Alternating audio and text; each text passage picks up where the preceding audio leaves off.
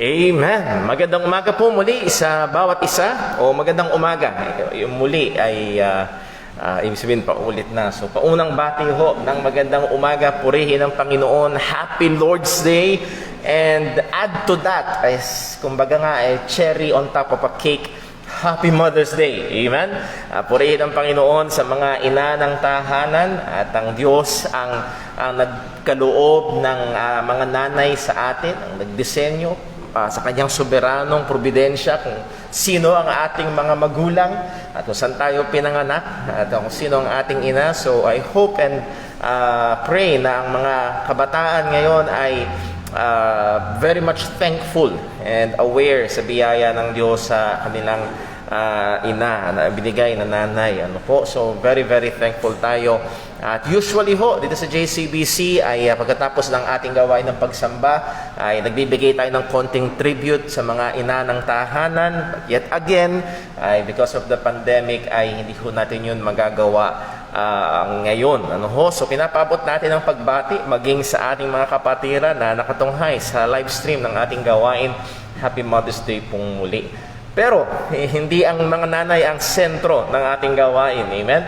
Walang iba kung hindi ang Panginoon na tayo natitipon para purihin at sambahin siya na namatay, inilibing, at sa unang araw ng linggo ay muling nabuhay, kung kaya tayo ay merong kaligtasan at siya ay karapat-dapat lamang papurihan. At sisimulan natin ang ating gawain sa pamamagitan ng pag-aaral ng salita ng Diyos.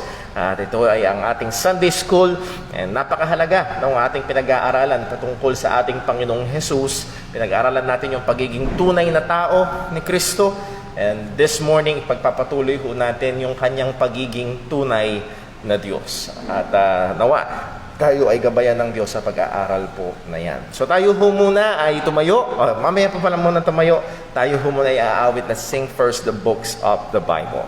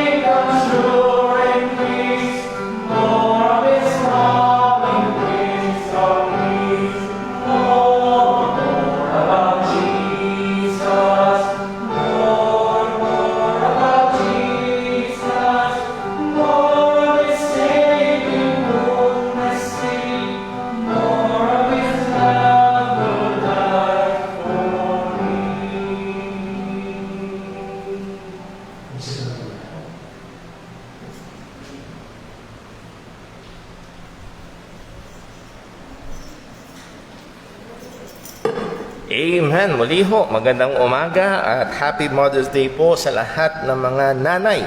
At sabi nga ho ng aking ina, Happy Nanay's Day. At ako'y nagpapasalamat sa Diyos. Ako'y pinagkalooban niya ng hindi lang isang magandang nanay, kung hindi makadiyos na nanay.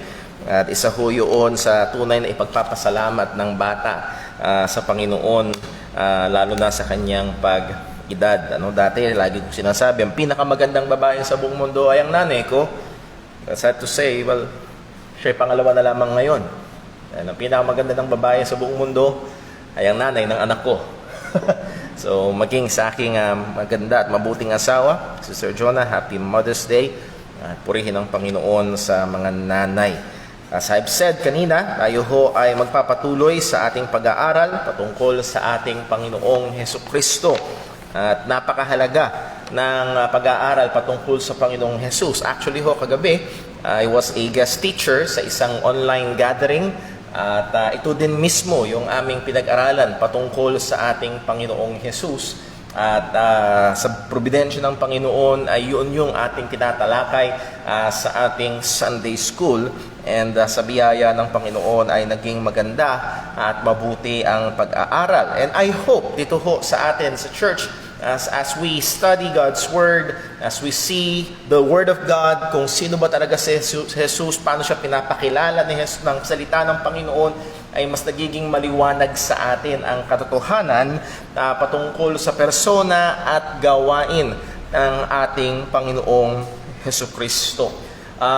For us to be impressed again of the great importance ng pag-aaral patungkol sa ating Panginoong Jesus, I would like to invite you to open your Bibles please sa Matthew chapter 18. Matthew chapter 16. Matthew chapter 16. And nung nakaraan, sinimulan natin ang ating pag-aaral sa John 17:3. And this is eternal life, that they might know Thee, the only true God, and Jesus Christ, whom Thou hast sent. Sa Matthew chapter 16, again, some familiar words. Simulan natin sa verse number 15. Matthew 16, verse 15. May tanong ang ating Panginoong Jesus. Una, sa verse 13, ang sabi niya, Whom do men say that I, the Son of Man, am? Ano ang sabi ng mga tao tungkol sa akin? Sino daw ako? So, who is Christ according to public opinion? Pagdating sa verse 15 ay naging personal. Ang sabi ni Jesus, He saith unto them, But whom say ye that I am? Sino ako para sa inyo?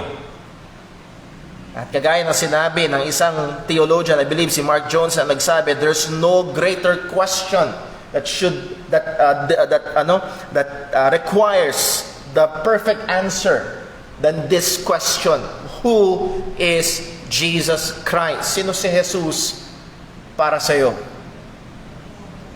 Well, actually, anuman ang ating opinion, kailangan ito'y maging tumpak kung ano ang pahayag ng Ama tungkol sa anak. Dahil mismong ang Ama ang nagpakilala sa ating Panginoong Jesus. Ang sabi ho, verse 16, And Simon Peter answered and said, Thou art the Christ, the Son of the living God. Ito ang tugon ni Pedro. Pero hindi lang ito basta tugon ni Pedro. Ang sabi ng Jesus sa verse 17, And Jesus answered and said unto him, Blessed art thou, Simon Bar-Jonah, or Peter, for flesh and blood hath not revealed it unto thee, but my Father which is in heaven. So this is the Father's revelation about the Son. Who is Jesus of Nazareth? He is the Christ, the Messiah, the Son of the living God, ang anak ng buhay na Diyos. And in this way, ginagamit ang anak ng Diyos kay Jesus, yes, in an adoptive way. Ibig sabihin ng adoptive way, inampun tayo sa pamilya ng Panginoon. Malinaw yan sa salita ng Diyos. Yes, we are sons of God. We are children of God. Pero pagdating kay Jesus, it is uniquely used. Na hindi lang siya basta sinasabing anak ng Diyos, pero pinapakita yung pagiging katulad niya. Anong ibig sabihin? Ano ang anak ng unggoy? Unggoy. Ano ang anak ng baka? Baka. Ano si Jesus na anak ng buhay na Diyos? Diyos. At ganun kakaiba si Jesus sa atin. At ang sabi din ng ating Panginoong Jesus, verse number 18, "And I say unto thee that thou art Peter, and upon this rock," kagaya ng ating napaging pag-aaral ng minsan sa book of Matthew, this rock, it pertains to the statement, yung sinaysay ni Pedro tungkol kay Jesus, itong truth na ito nga si Jesus, ang anak ng buhay ng Diyos, ang Kristo. At ang sabi ni Jesus, "Upon this rock I will build my church." Dito nakatungtong ang iglesia ng ating Panginoong Jesus. Dito nakatungtong ang pananampalatayang Kristiyano, kung sino ba at ano ba ang gawain ni Jesus na taga Nazareth. Sino ba siya? He is the Christ. Sino ba siya? He is the Son of the living God. Ano ba ang gawain niya? He is the Christ. Siya ang tagapagligtas. Ang lahat ng iyon, ang punto, bakit mahalaga na kilalanin itong si Jesus? Dahil siya ang pundasyon ng pananampalatayang Kristiyano. At gaano ka man kasinsero, gaano ka man kapanatiko sa iyong paniniwala, kung ang iyong pininiwalaan ay ang maling Kristo, walang saysay ang iyong paniniwala.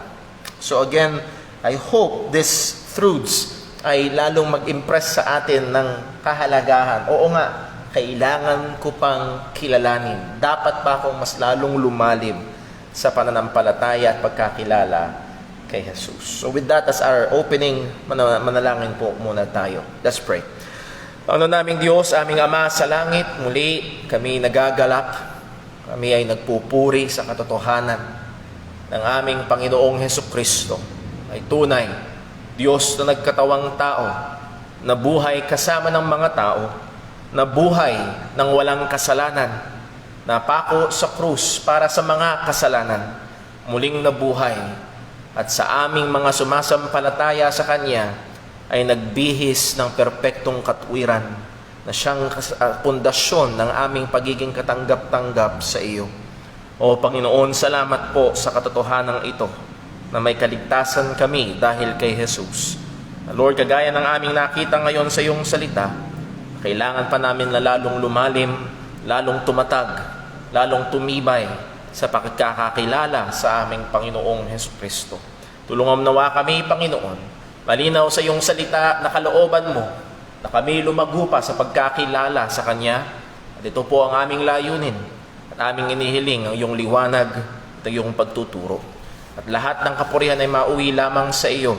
Ito po'y dalangin namin sa ngalan ng aming Panginoong Hesukristo. Amen.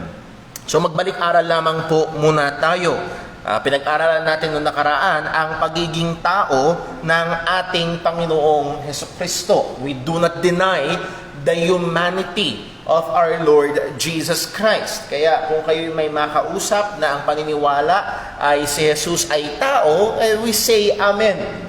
Pero iba na kapag sinabi nilang si Jesus ay tao lamang, sapagkat hindi lamang yun ang kapahayagan ng Biblia tungkol kay Kristo. Yes, sola scriptura, Bible alone. At ang tinuturo ng Bible, for there is one God and one mediator between God and man, the man Christ Jesus. At ingungud-ngud pa nila, kulang na lang, ingungud ka nila doon sa tao, the man daw, the man, the man. Ano sinasabi mong the God? We believe, naniniwala tayo, pinag-aralan natin, siya'y may kahinaan, napagod, natulog, at namatay. Pero hindi lang yun ang sinasaysay ng Biblia. So isang magandang hamon, okay, nabasa natin, siya'y tao, paano kung mabasa natin siya'y Diyos? Agree ka rin ba? At yun yung hamon. Yun yung hamon sa kanila. At yun yung ating pinag-aaralan. Sabi ni F.F. Bruce, na isang mahusay na theologian, the belief in the deity of Christ is derived directly from statements concerning Him in the Bible. The references are so many and their meanings so plain that Christians of every shade of opinion have always regarded its affirmation as an absolute and indispensable requisite of their faith.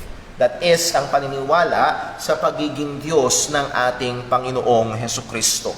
Isa sa mga paratang ng mga hindi naniniwala sa pagka-Diyos ni Kristo, particularly ng mga INC, ay ang pagiging Diyos daw ni Jesus ay inimbento lamang na doktrina noong 325 AD doon sa Council of Nicaea, at kumbaga ito'y tinatakan ni wala sa isip ko yung pangalan, ni Constantine the First. At again, sa mga mahilig sa history, maaaring familiar sa inyo ang mga pangalan na yun.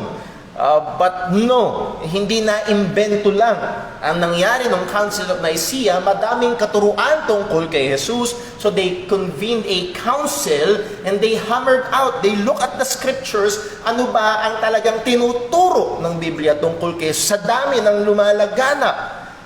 At tama ang sinabi ni F.F. Bruce, yung paniniwala sa pagiging Diyos ni Kristo ay hindi imbento ng kaisipan ng tao, kung hindi dahil pag tinignan mong Biblia, ito ang nire-reveal ng Biblia tungkol kay Kristo.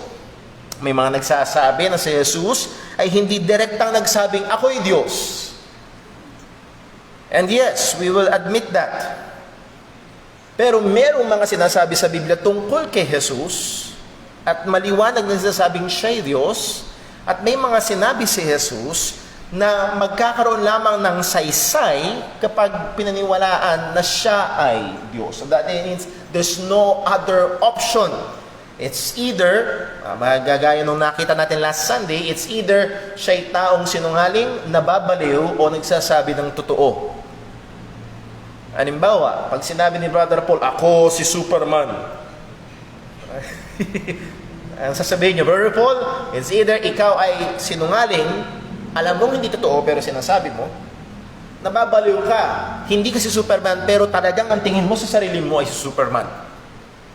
Or, baka naman sakali talagang si Superman si Brother Paul.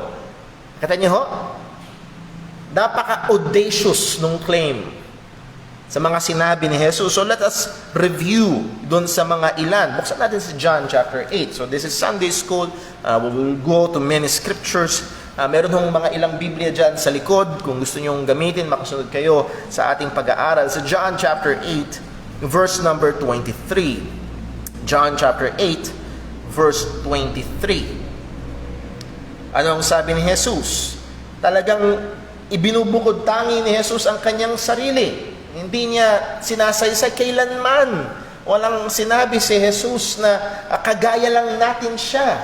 Dinubukod tangi niya. Ang sabi niya sa John 8 verse 23, and he said unto them, ye are from beneath, I am what? From above. So in a sense, sinasabi ni Jesus, kayong lahat ng mga tao galing sa baba. Ako, galing sa taas. At nilinaw pa ito ni Jesus, ye are of this world. I am not of this world. At kung pilosopo ang isang tao, ano siya? Alien? Hindi siya taga dito? Hindi siya galing sa mundong ito? Saan siya galing? Galing sa Mars? Well, no. And again, it just only makes sense kung makikita natin na yes, si Jesus bago siya ipagbuntis ni Maria ay umiiral na siya. He already existed before His incarnation. At malinaw ang sabi ng salita ng Panginoon, siya ay kasama ng Ama. Hindi lamang siya plano, hindi lamang siya ideya sa isip ng Ama, kundi siya ay may tunay na pag-iral. Meron siyang tunay na existence. Hindi lamang ho yun ng mga self-claim ni Jesus. Buksan natin sa John chapter 6. John chapter 6. Meron tayong ilang mga talata na gusto kong makita natin diyan. At narito yung claim ni Jesus that He is the bread of life. By the way, ang mga iglesia ni Cristo ay hang na hang sa I am the door. Kailangan mo daw pumasok. Well, tanong mo, ano ba? He is the bread daw. Ano kailangan mong gawin? Meron ba akong partikular na tinapay? Tinapay ni Cristo na kainin para magkaroon ng buhay na walang hanggan? Again, they just use that analogy at nilalapat nila sa kanilang relihiyon at hindi yun ang ibig sabihin. So malinaw ho dito ang sabi ng ating Panginoong Jesus, hinihimok niya ang mga tao na hanapin ang tinapay mula sa langit. Ang sabi ng ating Panginoong Hesukristo, simulan natin sa verse number 33. For the bread of God is He which cometh down from heaven. Take note, hindi literal na tinapay ang binibigyang pansin, kung hindi ang tinapay ng Diyos ay siya. Isang persona ang tinutukoy. But the bread of God is He which cometh down from heaven and giveth life unto the world. Well, sino yun? Verse 35, I am the bread of life. Ako ang tinapay ng buhay. At sabi ni Jesus, saan daw galing? Galing sa langit. Pagdating sa verse 38, I came down from heaven. Ako ay bumaba galing sa langit. So again, in a normal reading, in really just understanding yung sinasaysay ni Jesus, mukha bang nagsimula lamang siya sa sinapupunan ni Maria? O bago pa sa sinapupunan ni Maria, siya umiiral na? Umiiral na siya bago pa siya ipagbuntis ni Maria. Bago pa siya bumaba at ipagbuntis, siya ay meron ng pag-iral. Again, inulit niya sa verse 48, I am the bread of life. Pero isang bagay na pwedeng bigyang pansin, yung reaksyon ng mga tao. Verse 41, anong reaksyon ng mga Hudyo na karinig kay Kristo? And the Jews then murmured at him because he said, I am the bread which came down from heaven. Nagbulong-bulungan sila. Siya daw yung tinapay galing sa langit? Verse 42, and they said, is not this Jesus, the son of Joseph, whose father and mother we know? How is it then that he said, I came down from... Teka muna. Hindi ba to si Jesus? Anak ni Jose at ni Maria? Bakit niya sinasabing galing siya sa langit? Naunawaan nila ang ibig sabihin ni Jesus. Na hindi lamang siya doon nagsimula, kung hindi galing talaga siya at may pag-iral na siya noon pa sa kalangitan kasama ng Ama. So really, napaka-clear sa mga salita ng ating Panginoong Jesus ang sinaysay niya na siya ay galing talaga sa Ama. Hindi lamang po yun, merong tanong dito sa verse number 62. Magandang tanong ito sa Iglesia ni Cristo. Ang sabi ni Jesus, what and if ye see the Son of Man ascend up where he was before? Si Jesus ay umakyat. Alam natin, pagkatapos ng 40 araw nung siya'y muling mabuhay, ay umakyat siya sa langit. Pero hindi siya first time na nandun. May mga lugar na first time mong napunta siya at meron siyang pag-iral kasama ng Ama sa kalangitan bago pa siya ipanganak. Again, ang pwede nating isipin dito, it's either una siya'y Diyos, nagkatawang tao, or sino ba ang kasama ng Ama sa langit? Pwede siyang anghel. Pero maliwanag sa Biblia, hindi siya isang anghel. So again, what if? Anong implikasyon na pag nakita mo ang anak ng tao na umakyat kung saan siya galing dati? So these are the self-claims of our Lord Jesus Christ. Pangalawa, meron siyang mga prerogatives na inaari sa kanyang sarili na sa Panginoon lamang na natutukoy. Sa Mark chapter 2, verse 1 to 12, makikita natin ang tagpo kung saan si Jesus ay nagpatawad ng kasalanan.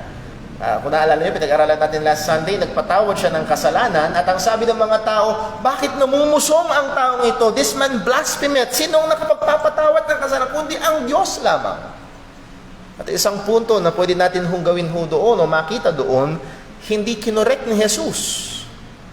Baka niyo ho?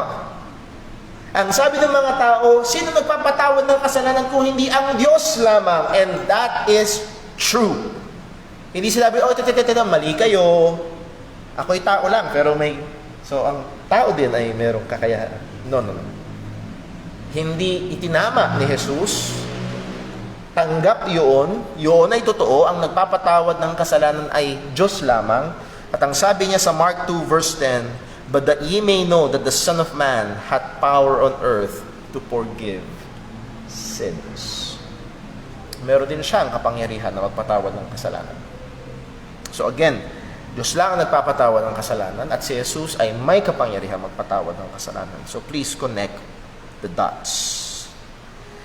Hindi lamang ho yun, isa sa mga matitindi na bagay na makikita ho na, isa sa matinding bagay na makikita ho natin na nangyari sa ating Panginoong Jesucristo ay ang katotohanan na siya ay tumanggap ng pagsamba. Nag-aaralan natin to nung nakaraan sa pag-aaral natin patungkol sa Trinity, sa deity ng ating Panginoong Jesus. Sa maraming pagkakataon, si Jesus ay tumanggap ng pagsamba.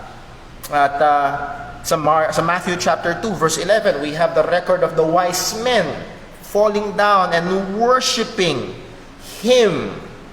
Siya'y sinamba si Jesus. With that, buksan lang natin sandali sa Exodus chapter 20. Kaya ho natin pupuntahan ito mga kapatid sapagkat one of these days, kung hindi pa mangyayari na may makakausap kayo, dahil masisipag silang makipag-usap, na hindi naniniwala na si Jesus ay Diyos, hindi sila naniniwala na si Jesus ay Diyos. Exodus chapter 20, verse number 3. Wala sa verse 1. And God spake all these words, saying, I am the Lord thy God, which have brought thee out of the land of Egypt, out of the house of bondage. Verse 3, this is the first commandment, thou shalt have no other gods but me. Pwede daw bang may ibang Diyos? Wala. Anong implication niyan? Verse number 4, thou shalt not make unto thee any graven image or any likeness of anything that is in heaven above, or that is in the earth beneath, or that is in the water under the earth. Thou shalt not bow down thyself unto them, nor serve them. Question, meron daw bang ibang pwedeng paglingkuran at sambahin? Answer? Wala na. Punta tayo sa Matthew chapter 4. Matthew chapter 4.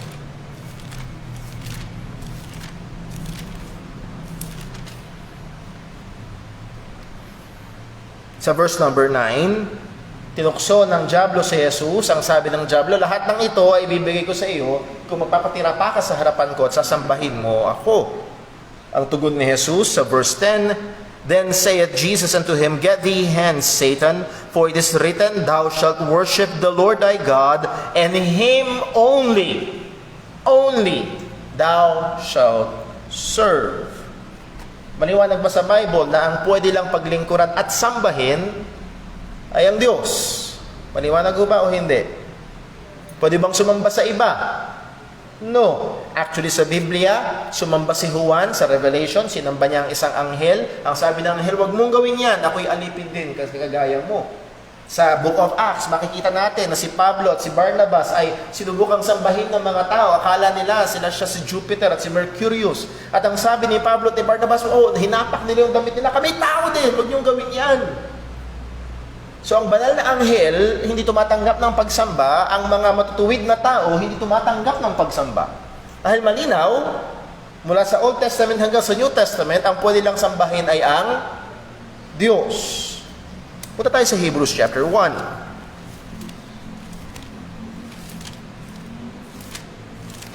Now again mga kapatid, kaya ko ginagawa ito dahil ayoko lang i-dump sa inyong information. Gusto ko na ma-equip tayo kung paano sasagutin ang mga nagmumusong sa ngalan ng ating Panginoong Jesucristo. Hebrews chapter 1 verse 6. At isa sa mga bigyan natin pansin ay yung mga pronouns. Ang sabi sa verse 6, And again, when He bringeth in the first begotten into the world. Question, sino yung He? Walang iba kung hindi ang Diyos. Ang Ama. Siya ang nagsugo sa first begotten. Sino yun? Si Jesus. Maliwanag ho ba doon sa verse? Okay, maliwanag. Ang sabi, and again, when He bringeth in the first begotten into the world, He saith. Sino yung He? Ang God. That's clear. That's God the Father na nagsugo sa first begotten. Ano ang sabi ng God the Father? And He saith, and let all the angels of God worship Him. Question, is the last pronoun Him the same or different from the noun God? And let all the angels of God worship Him. Kung sang ayon sa construction ng sentence, yung Him ay different from dun sa God. At ang Him ay walang iba kung hindi si Jesus. At narito ang Ama, inuutusan niya ang lahat ng anghel na sumamba kay Jesus. And this is what I personally said sa aking kamag-anak na Iglesia ni Cristo. Sabi ko sa kanya, malinaw po sa Biblia na ang pwede lang sambahin ay ang Diyos. Karumal-dumal na sambahin ang hindi Diyos. Hindi pwedeng kontrahin ng Diyos ang kanyang sarili na nag-utos siya na bawal sambahin ang sinuman, tapos ngayon magpapasamba siya sa hindi Diyos. Kahit gaano man ka-espesyal ang tao, tao pa din. Yes? At napakalayo ng tao sa Diyos. At narito ang Ama, inuutusan ng mga anghel na sambahin ang anak. So it's either maniniwala ka na si Jesus ay tao lamang at kinontra ng Diyos ang kanyang sarili na nagsabing walang ibang dapat sambahin, at actually tinanggap ni Jesus. Pagkatapos niyang sabihin, napaka-ipokrito naman ni Jesus. Ang sabi ni Jesus, ay Satan, umalis ka dyan, walang ibang pwedeng sambahin kundi ang Diyos lang. Pero pag talikod ni Satan, sabi, tatanggap si Jesus ng pagsamba para sa kanyang sarili. Ang punto ko doon, hindi ko kontrahin ng Diyos ang kanyang sarili. Alam niyo ho ang reply sa akin? Ang Diyos ay Diyos. Well, English dito ni reply, tatagalogin ko na lang. Ang Diyos ay Diyos. Kung gusto niyang kontrahin ng kanyang sarili, magagawa niya. Kung dun siya masaya, at dun siya maluluwalhati, okay lang. Nung sinabi ho yun ng kamag-anak kong INC, Lana, tapos na ang usapan niya ang kanyang sarili. Kaysa malinaw na pinapakita ng Biblia na si Jesus ay Diyos. Can you imagine that? Ang Diyos ay Diyos, kung gusto niya kontrahin ang sarili niya, nakakatakot yun. Nangako siya, sino mang sa kanya ay sumampalataya ay magkakaroon ng buhay na walang gat at di mapapahamak. Paano kaya kung bigla niyang kontrahin ngayon ang kanyang sarili? Lahat ng mananampalataya ni Jesus, mapapahamak. Ako'y Diyos, kung anong gusto ko, gagawin ko. Ano pa ang paniniwalaan natin sa Biblia? And again, just para ilusot ang isang maling doktrina. So muli mga kapatid, it only will make sense. Ang Diyos ba ay nag-utos sa mga anghel na sumamba sa isang nilalang na mas mababa sa mga anghel? Malinaw sa Bible, He was made a little lower than the angels. So ang Diyos ba ay nag-utos ng idolatry sa mga anghel? Well, the answer of that is, of course, hindi ko kontrahin ng Diyos ang kanyang sarili. Hindi nag-utos ang Diyos sa mga anghel na sumamba sa hindi Diyos. Dahil maliwanag, si Jesus ay Diyos. Sapagkat sa verse 5, ang sabi ng salita ng Panginoon, verse 8, but unto the Son He saith. Sino yung nagsabi? Again, God the Father. Anong sinabi niya sa anak? Thy throne, O God, is forever and ever. Now, if the Father calls the Son God, hindi mali na sambahin ang Diyos. At hindi mali na iutos sa mga anghel na sambahin ang anak. Sapagkat ang anak ay Diyos. So, I hope ito ho ay clear sa bawat isa sa atin. Kaya gayon na lamang ang pahayag ng ating Panginoong Jesus sa John chapter 5, verse 23. John chapter 5, verse 23.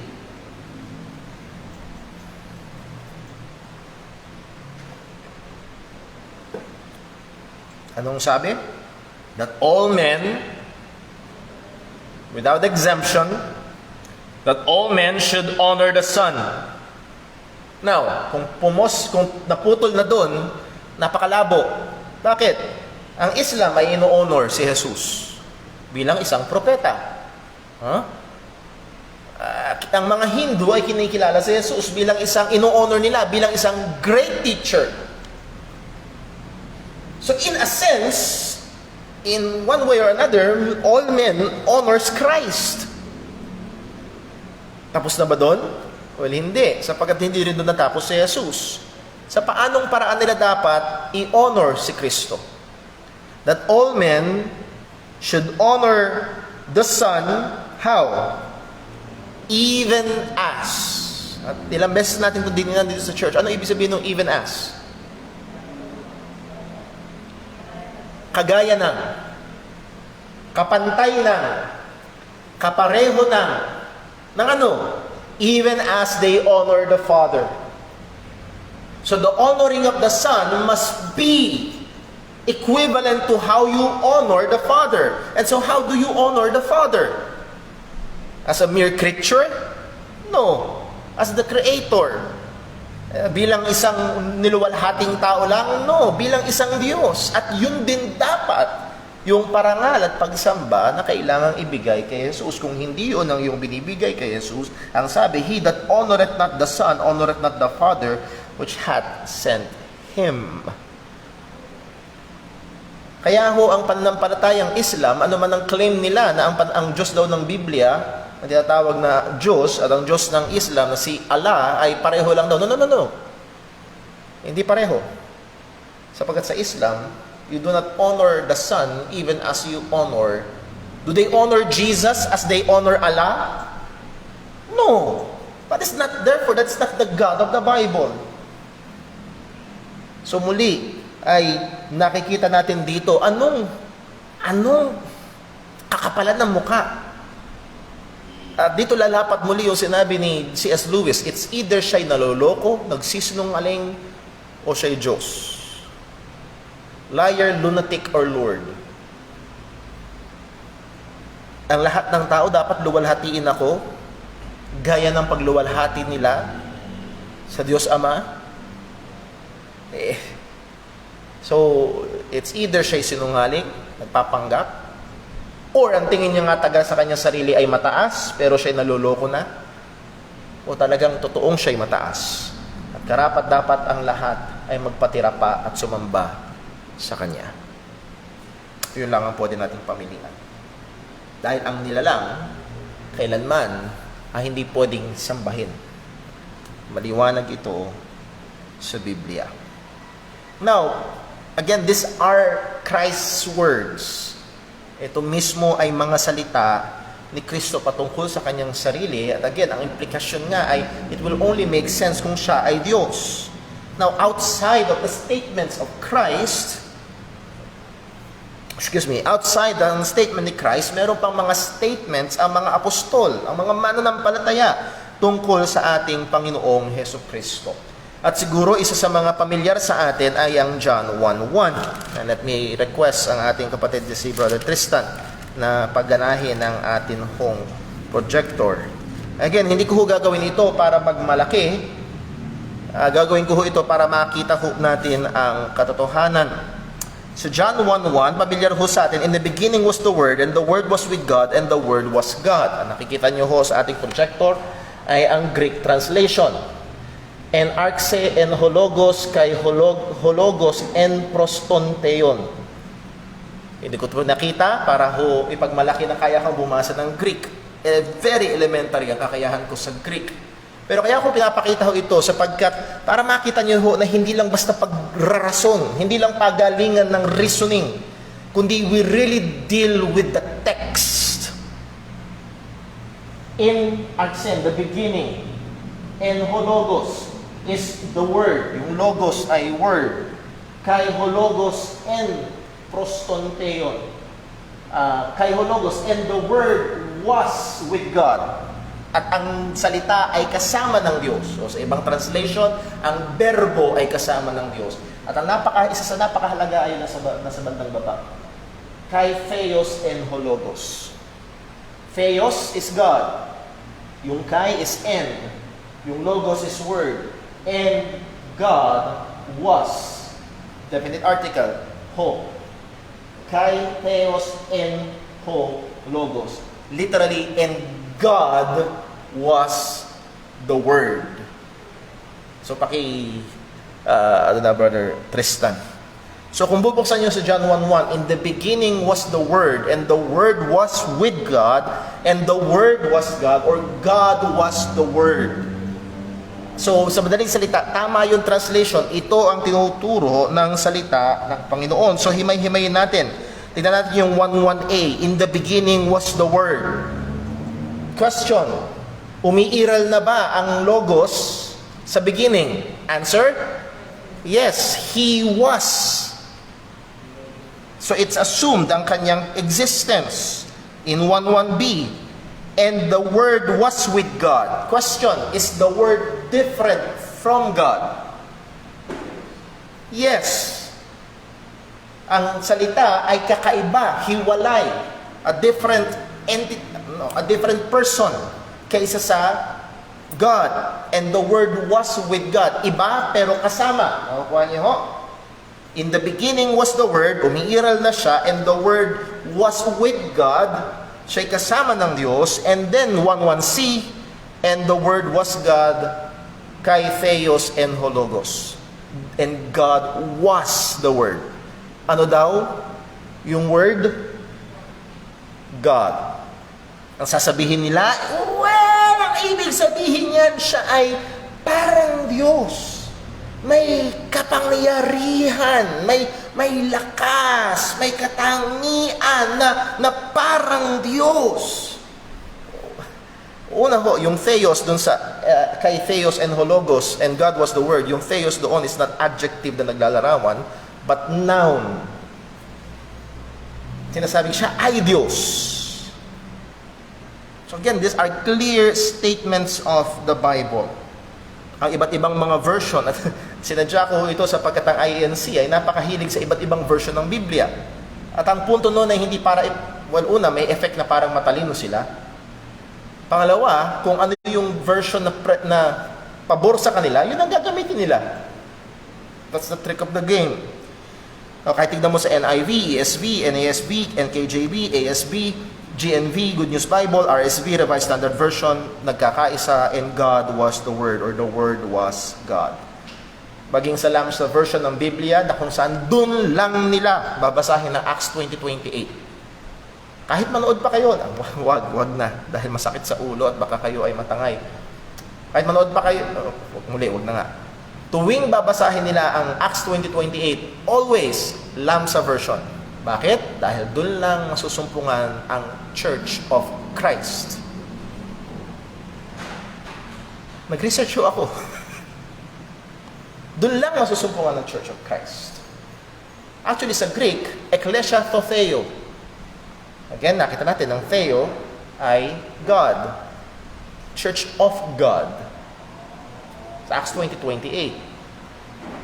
At maging sa Lamsa version na paborito nila pagdating sa Acts 20:28, ang sabi ng Lamsa version, sa John 1:1, and the Word was in the beginning, and the Word was with God, and God was that Word. So maging doon, malinaw, that the Word, which is Christ, is God. Now, Brother Paul, anong halaga niyan? Ano ba yung word na yan? Parang ang weird naman. Ito na sa verse number 14. Verse 14. John 1:14. And the Word, which was in the beginning, which was with God, and the Word was God, verse 14, and the Word was made flesh. Tagalog, at nagkatawang tao ang salita. Why do we believe na si Jesus ay Diyos na nagkatawang tao? Dahil maliwanag na sinasabi ng Biblia. And hindi argumento. Huwag kayo magpapatangay doon sa kanilang pilosopong pag-argumento. Ang Diyos ba nauuhaw? Sagot? Hindi. Ang Diyos ba natutulog? Siguro kay Gary V, pero hindi din natutulog ang Diyos. Ang Diyos ba'y napapagod? Hindi. Ang Diyos ba namamatay? Hindi rin. Si Jesus ba napagod? Si Jesus ba natulog? Si Jesus ba namatay? So Diyos ba si Jesus? Ganon sila. Alam niyo, wala tayong problema. Ang sagot pa rin doon ay yes. Diyos si Jesus. Ang Diyos hindi. Teka muna. Nagkatawang tao ang salita. Kaya napagod. Kaya nauhaw. Kaya nagutom. Kaya namatay. Nagkatawang tao. At hindi nawala ang kanyang pagiging Diyos. He was truly God and truly man. Tunay na Diyos at tunay na tao. So malinaw sa salita ng Diyos. And God was the Word. Buksan natin sa John chapter 20. Siguro dito tayo matatapos ngayong umaga. And yes, inuulit natin ng ilang bagay. At oo, mabagal ang aking paliwanag sapagkat sa konteksto natin, masipag ang mga naghahayag na si Jesus ay tao lamang. Meron silang mga pilosopong argumento na hindi lapat sa salita ng Panginoon. Notice, we deal with the text. Yun yung ating binibigyang pansin. Sa John 20, verse number 28, we had the account of the doubting Thomas. Dahil nung unang nagpakita si Jesus, absent si Thomas. Nung sa sinabi ng mga ibang disipulo, nung maubuhay muli ang Panginoong Jesus, ang sabi niya, hindi ako maniniwala, liban na iisuot ko aking daliri sa kanyang kamay at ang aking kamay sa kanyang tagiliran. At nung nagpakita muli si Jesus sa kanya, sabi niya, Tomas, halika rito, ipasok mo ang daliri mo sa aking kamay at ang iyong kamay sa aking tagiliran. Huwag kang hindi mapanampalatayahin, kundi ikaw ay manampalataya. At pagkatapos nito, ang tugon ni Tomas ay ito, verse 28, and Thomas answered and said, take notice, he answered and said, siya ay nagsalita at sumagot. Bakit siya sumagot? Kasi sinabi ni Jesus, huwag kang faithless kung hindi ikaw ay manampalataya. At tumugon doon si Tomas. Anong tugon ni Tomas? Talking to Christ. Ang sabi ni Tomas, my Lord and my God. Hinamon ko yung aming kamag-anak na Iglesia ni Cristo, can you say that also? Kaya nyo rin hubang sabihin yan kay Jesus? Yung sinabi ni Tomas, kaya nyo rin bang sabihin kay Jesus, my Lord and my God? Hindi kaya. Hindi kaya. Alam nyo, ang tugon sa akin, mas maniniwala ako kay Jesus kaysa kay Tomas. Sa pang tugon sa akin, sigurado ako si Jesus hindi magsisinungaling. Ewan ko lang si Tomas. Anong ibig sabihin? Maaring kasinungalingan? Nakita niyo, pag ang salita ng Diyos ay hindi tugma sa doktrina nila, mali ang salita ng Diyos. That's not how we study the Bible. Actually, pag pinanood niyo kung anong paliwanag nila, at niresearch ko ito, anong paliwanag nila sa talatang ito, dahil daw napaka-lungkot, stress, discouraged, depressed ang mga disipulo dahil sa kalagayan, at biglang nagpakita si Jesus. This is their best defense. Nagulat daw si Tomas. Para bang nung sinuot niya yung kanyang daliri, naisuot niya yung kanyang kamay. Oh, Diyos ko! Literally! Yun ang pinakamahusay nilang depensa. Now, Again, kagaya nung ating binasa kanina sa Exodus, ang pwede lang sambahin na yung Diyos. Ang mga Hudyo, kapag meron kang ibang tinawag na Diyos na hindi Diyos, ang katampatang parusa ay batuhin hanggang mamatay. Kaya nga si Jesus, ilang beses pinagtangkaan na batuhin. Sapagkat malinaw sa isip ng mga tao, nagkiklaim si Jesus na siya ay Diyos. Pero anong sinabi ni Jesus kay Tomas? Kung si Jesus ay tao lamang, halimbawa, sino ba pwede natin gawing halimbawa? Halimbawa, we're just dead, may lumapit sa'yo. Tinawag kang Diyos, anong sasabihin mo? No. Nakita ko lang. Kung si Jesus ay matuwid at banal na tao, okay? Let's give it. Halimbawa lang, konsidera lang natin, kung si Jesus ay isang matuwid na tao lang, at may tatawag sa kanyang Diyos, ano dapat ang gawin ng matuwid na tao? I-rebuke. Mali yung sinabi mo. Hindi ako Diyos. Pero nang tugon ng Panginoong Jesus kay Tomas, buksan natin sa John 28, verse number 29. Ang sabi ng ating Panginoong, John 20, verse number 29. Verse 28, and Thomas answered and said unto him, My Lord and my God. Verse 29, Jesus said unto Thomas, Thomas, because thou hast seen me, thou hast believed. Anong challenge niya sa kanya? Verse number 27, be not faithless, but believing. Thomas, manampalataya ka. Anong sabi ni Thomas kay Jesus? My Lord and my God. Anong sabi ni Jesus? Sapagkat nakita mo, nanampalataya ka. Hindi nagulat ka. Jesus accepted this statement as a statement of true, legitimate faith.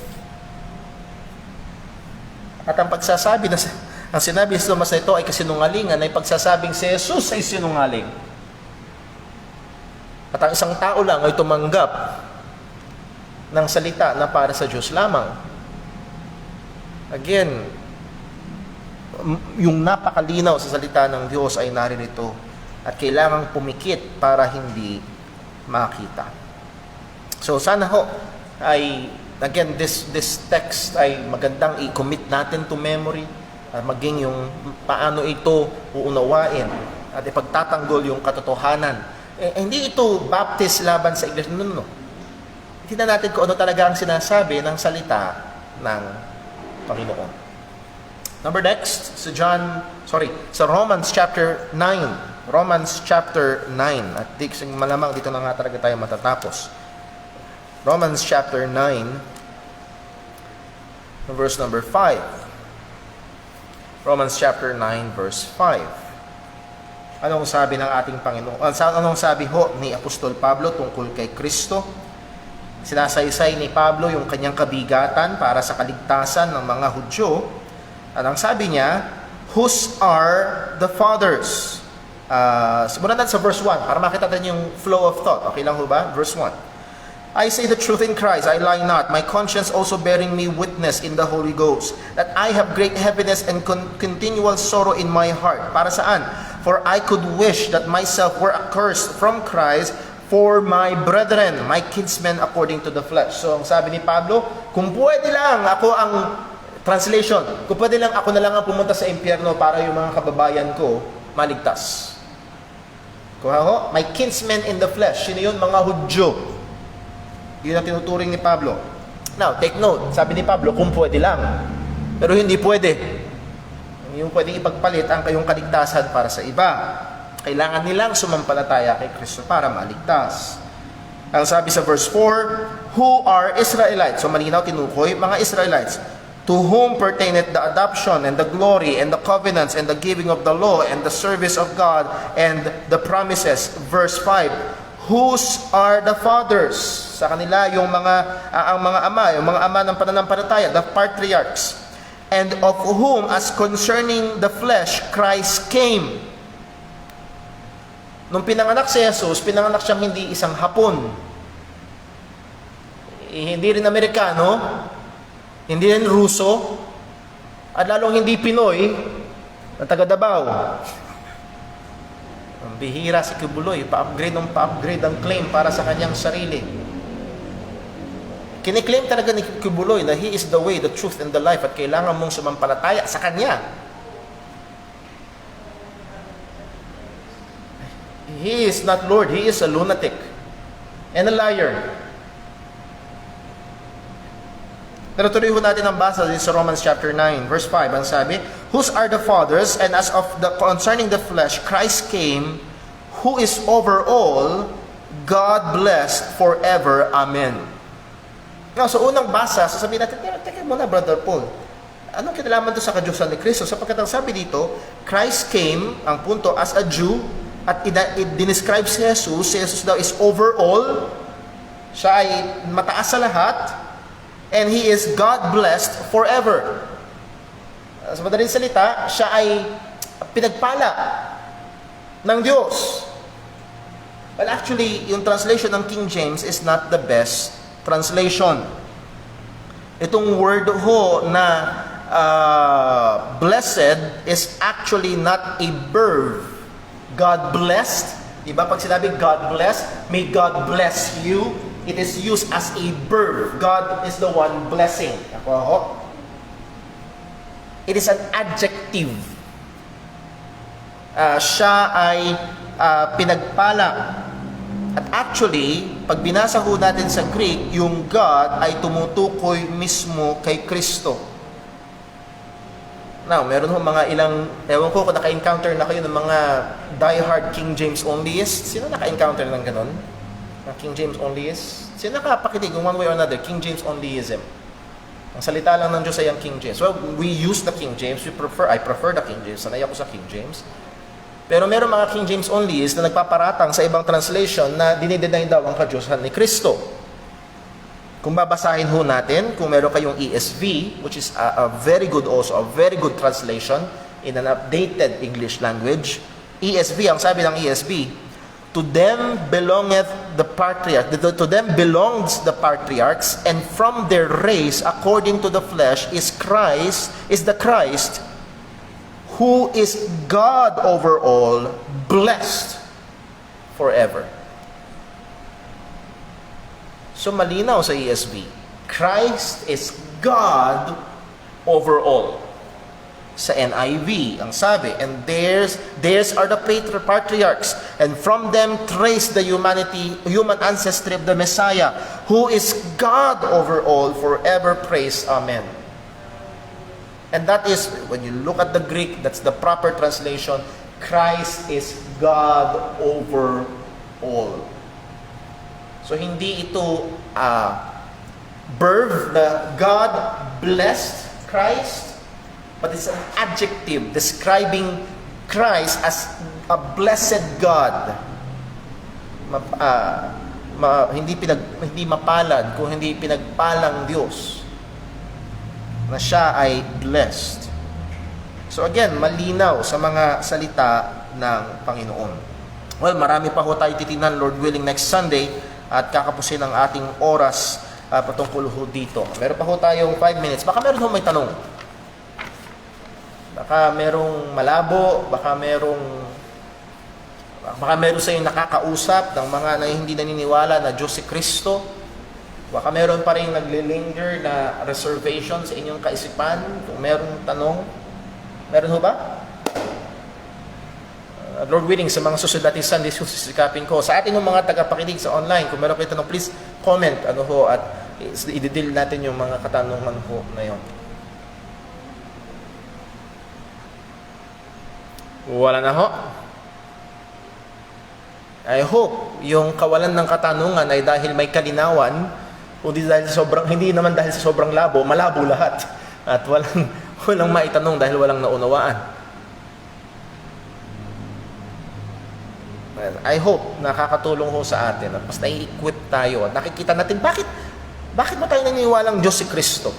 Hindi lang dahil basta Diyos, no. Hindi lang dahil turo kasi ng pastor namin no.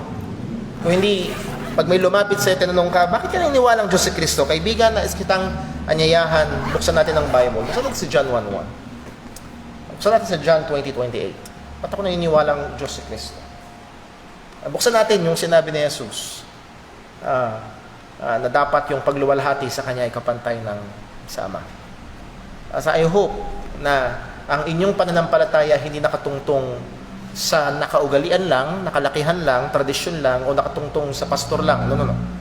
Kundi, I hope you are convinced from the Word of God that yes, it is indeed, in the beginning was the Word, and the Word was with God, and the Word was God, and God and the Word was made flesh, and dwelt among us. Kung wala kang katanungan, let's pray. Panginoon naming Diyos, aming Ama sa langit, salamat po sa biyaya mo, sa katotohanan mo, sa gabay mo. Tulungan mo nawa kami, Panginoon, hindi lang magkaroon ng impormasyon, kundi talagang tunay na lumalim sa pananampalataya. At hindi lang ito, Panginoon, maging kaalaman, kundi ito ay magresulta sa mas malalim na pagmamahal, pagtitiwala. At kagaya ng sinabi ng aming Panginoong Jesus that all men should honor the Son even as they honor the Father. Nawa ito'y magresulta ng mas malalim at mas tunay na pagsamba, pagluwalhati sa iyo. O Panginoon, tulungan mo kami. Niniring din namin na mahabag ka. Mahabag ka sa mga milyon-milyon na kaanib ng isang relihiyon na lumalapastangan sa pangalan ng iyong bugtong na anak. O Panginoon, Ikaw ang nakapagliligtas. Ikaw ang nakapagbubukas ng puso. Mahabag ka po sa kanila, Panginoon, at ipakilala mo si Kristo. Panginoon, ingatan mo kami. Ilayo mo kami sa kayabangan. Nawa, mga bagay na ito lalo magtulak sa amin sa mapagkumbabang pananampalataya at paglilingkod sa iyo. Tulungan mo kami sa pagpapatuloy ng aming gawain, ang pumamaya sa pagsamba. Nawa sa lahat ng ito, Ikaw ang patuloy na maluwalhati. Dalangin namin ito sa ngalan ng aming Panginoong Hesukristo. Amen. Break time po tayo, 15-minute break. Muli ho, may kape at may biscuit dyan sa labas. Pwede ho tayo para sa ikakagising ng ating mga sarili. I-maintain natin yung ating physical distancing, health protocols, face mask, face shield, agad maaari. Pero pag iinom kayo ng kape, tanggalin nyo naman yung face mask. So muli ho, break time po tayo. God bless po. Ingat po tayo.